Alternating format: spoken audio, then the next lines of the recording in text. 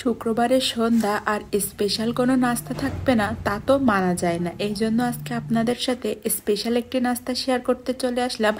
কলকাতার খুবই জনপ্রিয় একটি খাবার, সেটা হলো ডিমের কাটলেট। আর রেসিপিটা খুবই সহজে আপনাদের সাথে শেয়ার করব। ডিম আলু তো কম বেশি সবার বাসায় থাকে।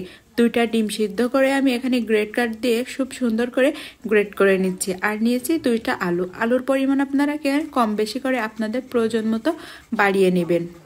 বাসায় থাকা কিন্তু এই ডিম আলু দিয়ে খুব সহজে কলকাতা স্টাইলে ডিমের কাটলেট তৈরি করা যায়। ঝটপট দেরি না করে এখনই তৈরি করে নিন আর শুক্রবারের সন্ধ্যায় সকলে মিলে এনজয় করুন। একটা প্যানে অল্প একটু তেল দিয়ে কিছুটা পেঁয়াজ ও অল্প একটু রসুন দিয়ে সুন্দর করে লাল লাল করে ভেজে নেব। পেঁয়াজ রসুনটা লাল লাল হয়ে গেলে স্বাদমতো লবণ, অল্প একটু মরিচের গুঁড়া, হলুদের গুঁড়া, ধনিয়া জিরার গুঁড়া দিয়ে সুন্দর করে মশলাটাকে কষিয়ে নেব। আর একটা কথা, ভিডিওটি আমার পেজ থেকে দেখলে পেজটা ফলো দেওয়ার অনুরোধ রইল, ইউটিউব থেকে দেখলে ইউটিউব চ্যানেলটি সাবস্ক্রাইব করে রাখার অনুরোধ রইল।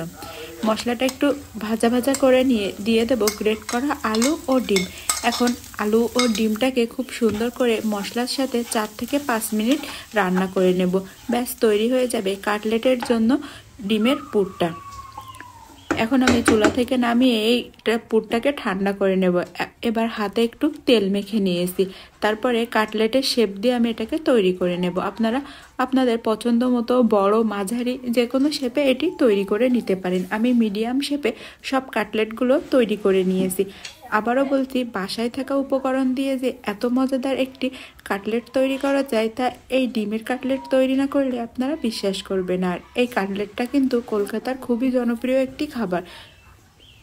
এখন একটা ডিম গুলে নিয়েছি আর নিয়েছি ব্রেড ক্রাম্ব বাসায় না থাকলে বিস্কুটের গুঁড়াটাও এখানে আপনারা ব্যবহার করতে পারেন। প্রথমে ডিমে কোট করে তারপরে ব্রেড ক্রাম্বে এটাকে আবারও কোট করে নেব। এভাবে সব কাটলেটগুলোকে আমি একটার পর একটা তৈরি করে নেব। আর খুব সহজে তৈরি করা যায় বলে সন্ধ্যার নাস্তায় এটা কিন্তু পারফেক্ট হতে পারে। আর শুক্রবার মানে তো স্পেশাল একটা নাস্তা থাকাই চাই। তাই রেসিপিটা দেখার সাথে সাথে অবশ্যই বাসায় ট্রাই করবেন। খেতে কিন্তু মাশাআল্লাহ অনেক মজা হয়। ট্রাই করলে আমাকে কমেন্ট করতে ভুলবেন না।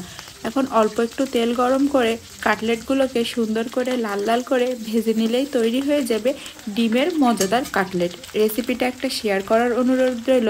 আর রেসিপিটা যাতে খুব সহজে পেয়ে যাবেন তার কারণে আপনার প্রোফাইলে রেসিপিটা একটা শেয়ার দিয়ে রাখবেন। তৈরি হয়ে গেল আমার সুস্বাদু ডিমের কাটলেট। মাশাল্লাহ মাশাল্লাহ, কাটলেটগুলো খেতে এতটা বেশি মজা হয়েছিল। উপরটা যেমন হয়েছিল ক্রিস্পি, ভিতরে হয়েছিল তেমনই আলু ও ডিমের পুরে একদমই ঠাসা। রেসিপি ভালো লাগলে আবারও বলছি একটা শেয়ার করবেন আর একটা কমেন্ট করে জানাবেন।